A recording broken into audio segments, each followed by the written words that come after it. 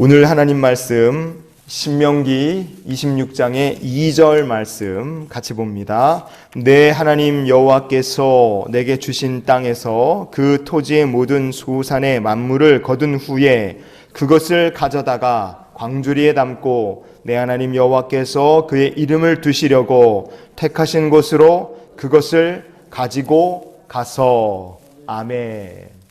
외국인부에 한 성도가 3월 달에 이제 이사를 가야 됩니다. 이사를 가려니까 집을 찾잖아요. 근데 외국인 성도다 보니까 이제 이사 갈 집 구하는 게 이제 쉽지 않아서요. 그래서 이제 집 찾는 거를 이사 갈 집 찾는 걸 도와드리느라 부동산 시세를 이렇게 같이 알아봤어요.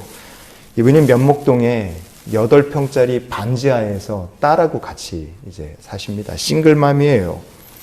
우리나라 국적을 취득해서 한국 사람이지만 10년 전에 그 집으로 이사가서 10년 동안 월세 내고 살았고 면목동 쪽이 개발이 되면서 그 동네가 이제 다 헐리게 된 거예요. 그래갖고 어쩔 수 없이 이제 이사를 가는데, 이사를 가게 됐으니 좀 더 좋은 곳으로 좀 가고 싶다, 그런 마음이 있었어요. 왜냐면 아예 반지하니까 그 딸이 하나 있는데 걔가 이제 막 피부도 안 좋고 막 비염도 생기고 집에 막 곰팡이, 벽에는 습기 막 차고 그러니까 이번에 어차피 이사 가게 된 거 좀 좋은 데로 좀 갔으면 좋겠다 싶어서 이분이 알아본 거예요. 전세로 좀 알아갔으면 좋겠다 알아봤더니 어림도 없어요. 지금 가지고 있는 거로는 어림택도 없습니다. 그러면 월세로 또 가야 된다. 그래갖고 방금 말씀드린 것처럼 집에 햇빛도 조금 들고 바람도 통하고 습기 곰팡이 좀 없고 사는 거 조금만 더 좋은 여건으로 갔으면 좋겠다. 어차피 월세 내고 살아야 되는 거. 그래서 그런 조건들, 엄청난 대궐집으로 이사를 가겠다, 그런 것도 아니지 않습니까? 그렇게 알아봤더니요, 지금하고는 비교가 안 될 만큼 월세를 엄청 많이 내야 되는 상황이 딱 됐어요. 그래갖고 고민하다가 혼자서 아이 키우는 엄마니까 그래서 나라에 임대주택을 신청하고 그 신청 이제 심사를 받을 수 있게 거기까지는 도와드렸어요. 제가 놀란 건요, 없어요. 집이, 사람 살 만한 집이 없습니다. 그리고 사람 살 만한 집은 어마어마하게 비싸더라고요. 내 집이 있다, 추위, 더위, 비 피할 수 있는 집이 있다, 그 한 칸 있다는 것도 그게 참 감사한 일이라는 거 더 생각 들었어요. 우리가 새해를 기분 좋게 시작을 했지만 사는 게 진짜 힘들구나, 이런 거 피부에 느껴지는 시대를 삽니다. 구체적으로 드러난 수치들을 봐도 우리가 지금 되게 살기 힘든 시대를 살고 있다, 누구나 다 우리가 그렇게 느낄 수 있습니다. 여기 화면에 보시는 것처럼요, 국가데이터처, 옛날 이름으로 통계청 자료입니다. 25년도 기준으로 우리나라 청년 실업, 이게 16년 내에 사상 최고치를 찍었다 그래요. 그래서 15세부터 29세까지 청년들, 산업 현장에서 일할 수 있는 청년들이요, 직장을 못 구하는데 2009년도 글로벌 금융위기 때보다 지금 청년들이 직장 잡기가 더 힘들다 그러고, 통계청은 추정하기를 26년도는 이게 더 심해질 것이라 그렇게 얘기를 합니다. 출근할 직장이 있다는 거, 그거가 우리에게 참 감사한 시대가 되었어요. 다음 넘겨주십시오. 25년도 작년 한 해죠. 국세청에서 낸 자료에 따르면 작년 1년 동안 우리나라에서 폐업을 신고한 사업자가 100만 명이 넘었다 그래요. 폐업한 사람이 하루에 2,700명씩 폐업한 겁니다. 창업한 사람보다 폐업한 사람이 더 많아요. 중화역에서요, 우리 교회까지 720m예요. 여러분, 중화역에서 2번 출구부터 여기까지 720m 오는 동안에 대충 세어봐도 비어있는 가게, 임대 써붙인 가게가 10군데가 넘습니다. 근데 대로변이에요. 좋은 상권들이 아닙니까? 근데 아직도 비어있는 데가 제 눈에 보이는 것만 해도 10군데는 넘습니다. 그만큼 쉽지 않은 거예요. 장사하는 게 쉽지 않다. 예전에는 전세 대란이라고 불렀습니다. 근데 이제는 전세 대란이 아니라 아예 뉴스에서, 언론에서 쓰는 용어 자체가 지금 바뀌었어요. 넘겨주시면 1월 4일자 KBS 보도에 따르면요, 이런 제목으로 보도를 했어요. 전세의 종말 시대. 이제 전세 대란이 아닙니다. KBS에서 전세의 종말 시대라고 얘기해요. 심지어는 주거에 난민이 온다 이렇게 소제목을 붙여놨어요. 그럼 난민이 뭡니까? 집도 절도 없이 다 뺏기고 정처 없이 떠돌게 된 사람, 그게 난민이에요.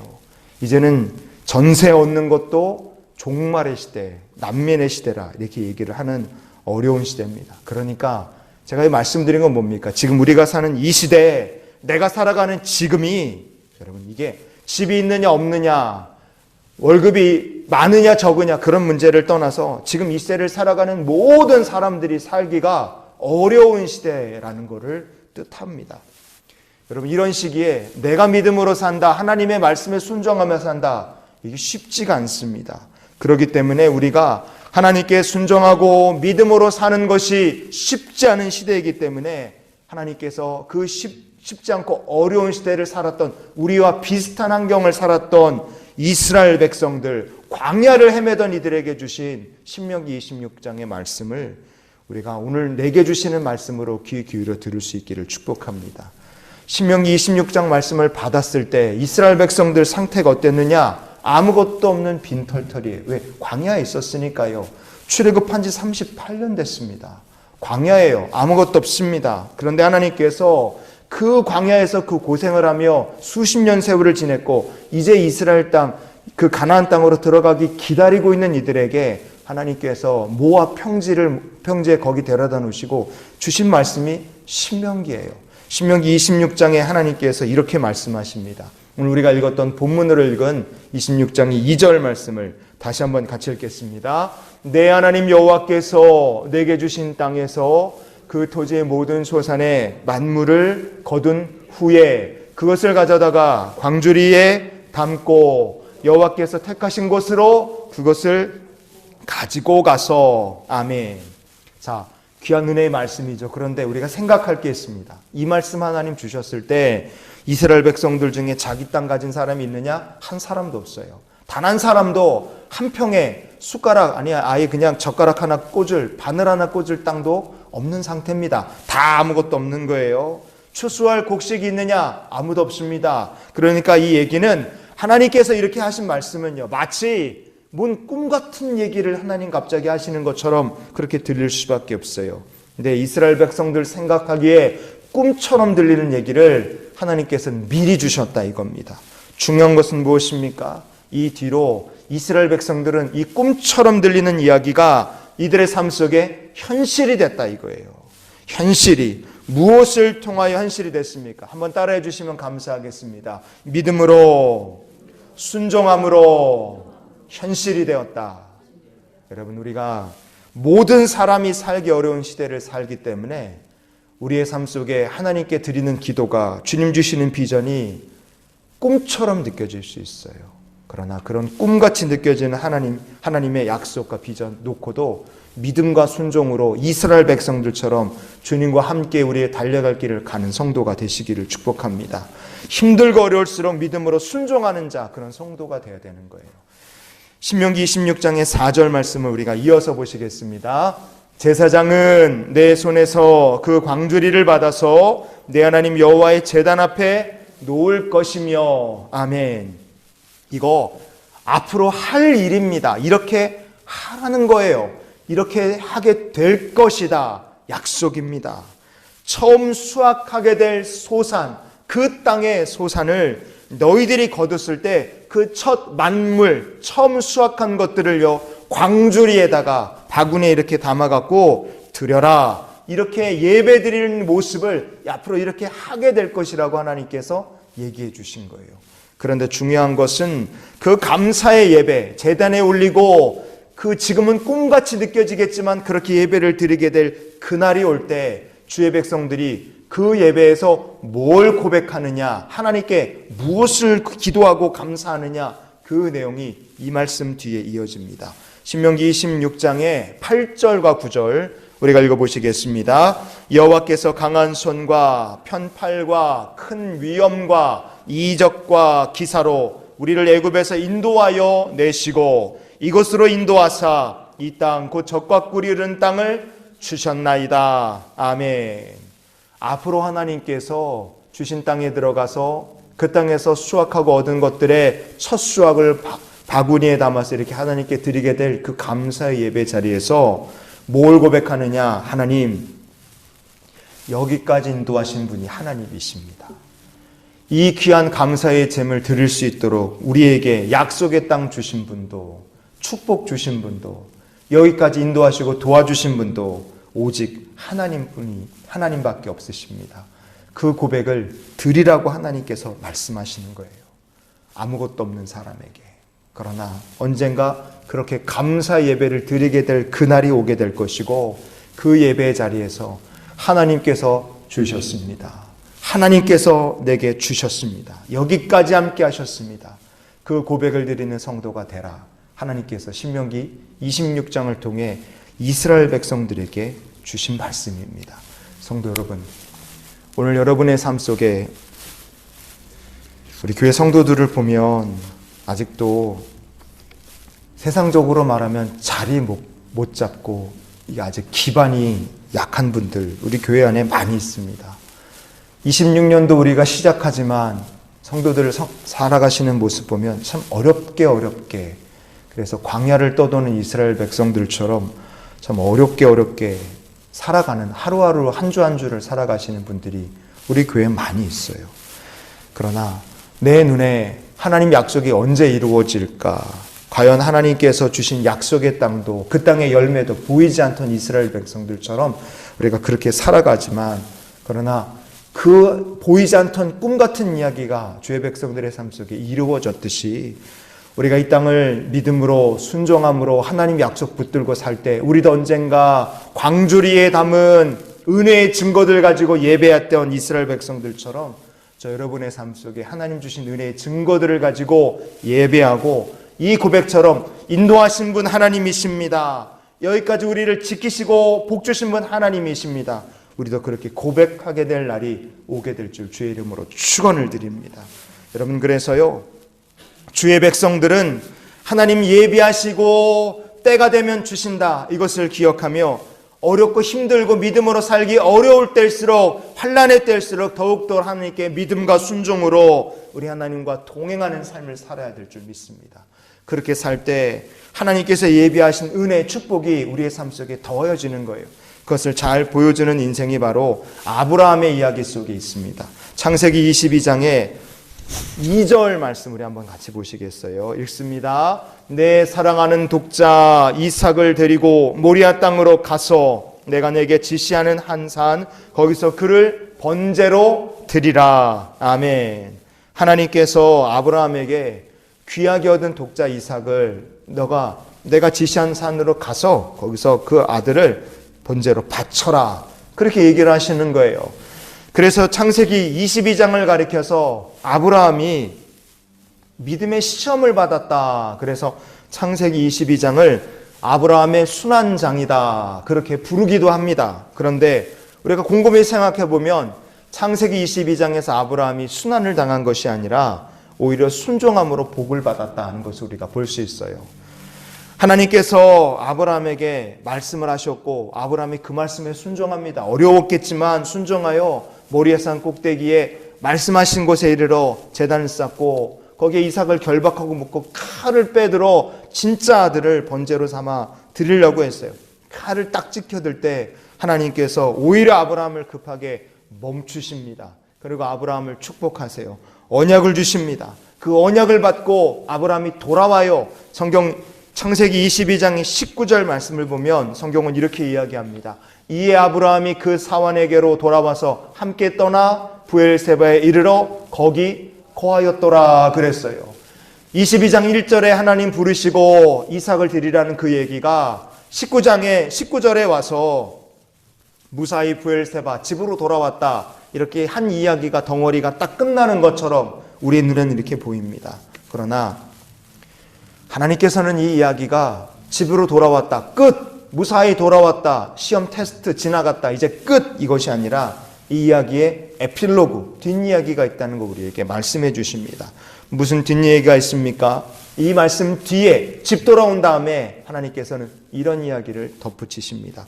창세기 22장의 23절 말씀 같이 읽어봅니다. 아브라함의 동생 나홀의 처 밀가의 소생이며 부두엘은 리브가를 낳았고. 아멘.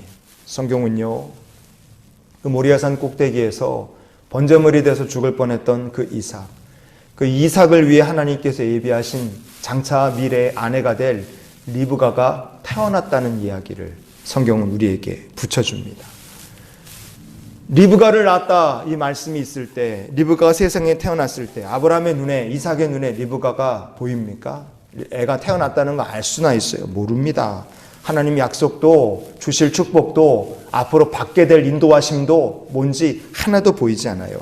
그러나 아브라함을 위해서 하나님께서는 이렇게 미리부터 축복을 준비하시고 하나님의 인도하심을 예비해 놓으신 겁니다.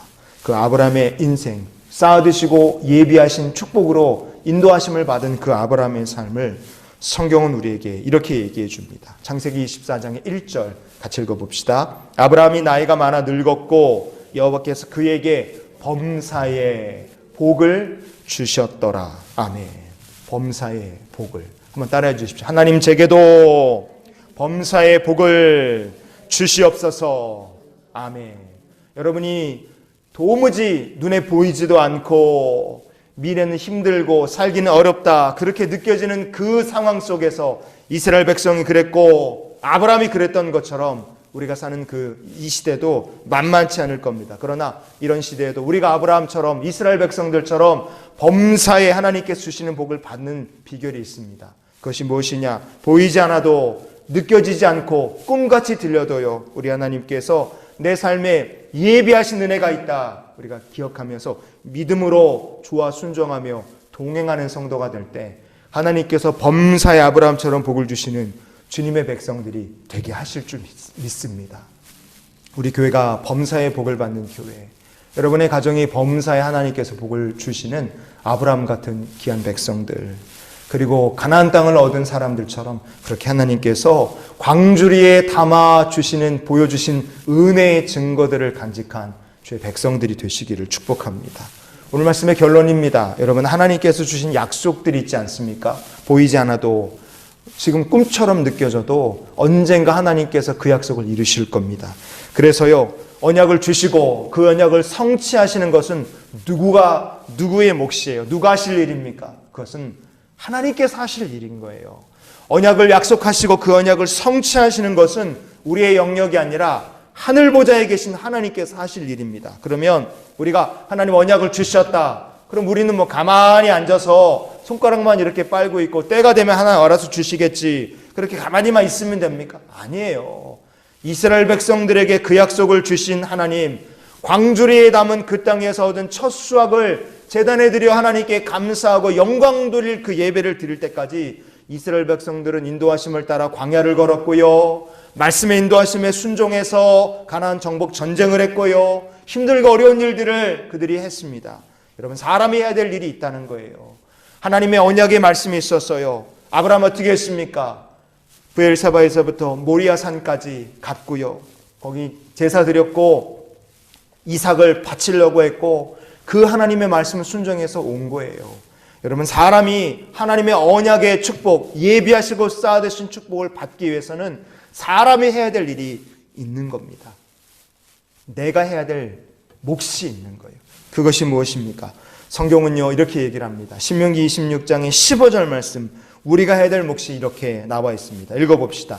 원하건대 주의 거룩한 처소 하늘에서 보시고 주의 백성 이스라엘에게 복을 주시며 우리 조상들에게 맹세하여 우리에게 주신 젖과 꿀이 흐르는 땅에 복을 내리소서 할지니라. 아멘. 원하건대 우리에게 주신 땅에 복을 내리소서. 여러분, 기도입니다. 기도예요. 기도하며 사는 것은 우리가 해야 될 몫입니다. 소망 가지고 사는 거 우리가 해야 될 몫이에요. 보이지 않고 꿈같이 들리는 얘기고 지금 아무것도 없는데 언제 어느 때 우리가 광주리에다가 그 땅에 소산을 담아서 하나님께 예배드릴 날이 오기는 올까? 지금이 너무 힘들고 어려워서 막막한다 할지라도 여러분, 하나님께 주실 축복의 날을 소망하면서 원하건대 우리에게 주신 땅에 복을 내리소서, 기도하며 믿음으로 순종하며 주님과 함께 동행하는 삶, 그것은 우리가 해야 될 몫인 줄 믿습니다. 그래서 도무지 이해가 되지 않는 고난도 있었고 눈에 보이지 않는 막막함, 약속도 비전도 보이지 않는 순간도 있었으나 하나님의 백성들은 주님께 믿음으로 순종하고 기도하며 하나님과 함께 그 길을 걸었습니다. 그리고 그 길을 걸어간 모든 이들에게 하나님께서는 예비하신 은혜, 쌓아두신 축복, 범사의 형통의 복을 내리신 줄 믿습니다. 약속의 땅의 첫 소산을 광주리에 담아서 드리라. 하나님 말씀이죠. 너희에게 그렇게 될 날이 올 것이다. 이것이 신명기 26장을 통해 하나님께서 이 한 주간을 살아갈 우리들에게 주신 말씀인 줄 믿습니다. 그러니 그 축복의 날, 쌓아두시고 예비하신 은혜를 받을 때까지 이번 한 주간도 믿음으로 주와 동행하고 순종으로 주와 동행하고 기도로 주와 동행하는 귀한 주의 백성들이 되시기를 예수님의 이름으로 축원을 드립니다.